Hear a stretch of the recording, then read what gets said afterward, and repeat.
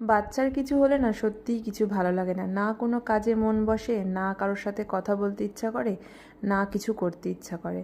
সব সময় মাথার মধ্যে এই জিনিসটাই ঘুরেছে, কতক্ষণে আমার বাচ্চাটা সুস্থ হবে আর কতক্ষণে ও চনমনে হয়ে উঠবে। আর যেসব বাচ্চারা খুবই ছোট তারা তো মুখে বলতেও পারবে না তাদের কষ্টের কথা, তাদের ওই কষ্ট প্রকাশ করার একটাই মাধ্যম, সেটা হচ্ছে কান্না।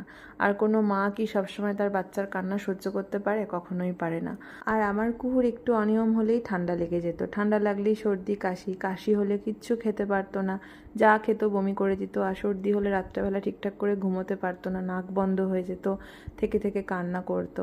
এখনও সেই জিনিসগুলো আছে, এখন যেমন ওর একটু সর্দি লেগেছে, কিন্তু আগের তুলনায় একটু কম কান্নাকাটি করে, কিন্তু কষ্ট তো হয়। আর সব থেকে বড় কথা কি জানো তো, ডাক্তার দেখিয়ে যে ওষুধগুলো আনা হতো সেই ওষুধও কিছুতেই খেত না, যা খেত যুদ্ধ করে তাও সেটা বের করে দিত। তাই এখন বাধ্য হয়ে এই হোম রেমেডিগুলো ট্রাই করি, এতে অনেকটাই বেটার।